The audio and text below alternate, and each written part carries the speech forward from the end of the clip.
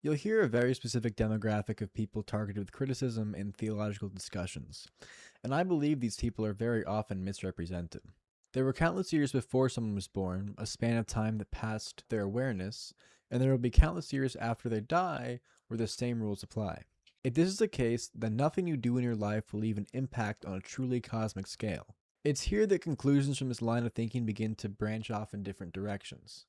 Claims that nihilism leads to a worse life are often thrown around, and while I believe it can be a hindrance to some, I also believe this is usually due to a lack of deeper thought on the matter. Arguments that attempt to discredit nihilism are often made on the grounds that the idea itself is simply wrong. But if we live in a primarily materialist world, and death is the final conclusion for consciousness, then why do we still desire?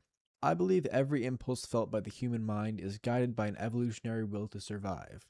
This ranged from the desire for food and the act of finding it to appreciating a beautiful landscape, because doing so encourages a stronger, though fabricated, desire to continue existing within it. Even for those who feel connected to something greater or possibly divine, these emotions have evolved throughout humanity's time on Earth to nurture connection and fill the social gaps our minds crave. Jordan Peterson, while speaking on nihilism, has said, "Maybe there's no reason for hopelessness except that it's easier to be useless." This was an attempt to frame nihilists as hopeless and useless because it offers them an easier way to live.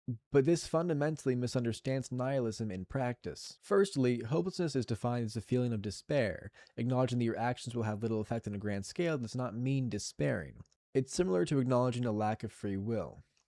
Even if I know my actions are shaped entirely by my environment, I still experience myself as making choices. My actions do not carry any less weight with or without that acknowledgement. This matters because it's entirely possible to appreciate existence not only as much as one would without nihilism, but even more. To those capable of doing so, embrace the fact that the life you share with others is nothing more than a blip in an unimaginably large timeline. A blip that will likely be forgotten within a few generations, giving your actions even more personal meaning. While there may be no real purpose behind what you can do, you can still find meaning in that fact.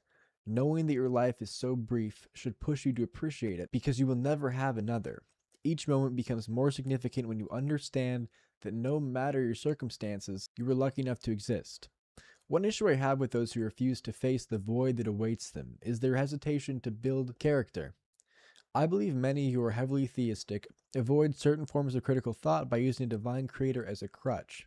By relying on scripture and ideology already laid out for you, you limit your ability to fully develop your own moral and ideological compass. These personal developments require accepting real responsibility and real consequences for your actions. I couldn't consider myself honest if I ignored the most defining feature of my life, its end. By breaking yourself down with this truth, you can build yourself back up with a more resilient, absurdist mindset, one better suited to the conditions of the world we live in today.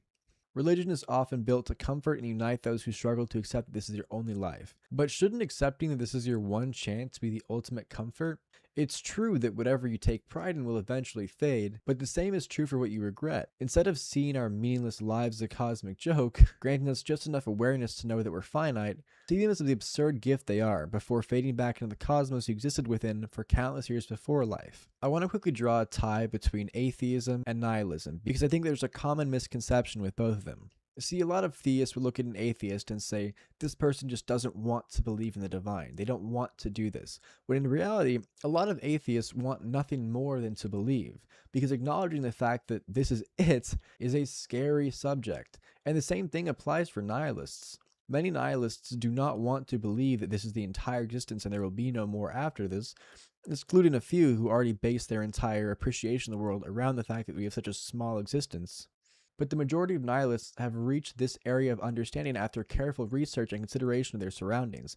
It makes the most sense based off of the evidence that we have been provided, and therefore we cannot help but believe in this. I've been recording for about 10 minutes. I'm going to cut out probably 3 minutes of this, 4 minutes, I'll say. 6-minute video.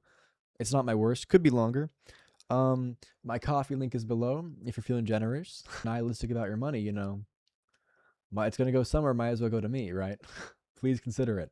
Thank you for watching, and I hope you have a good day.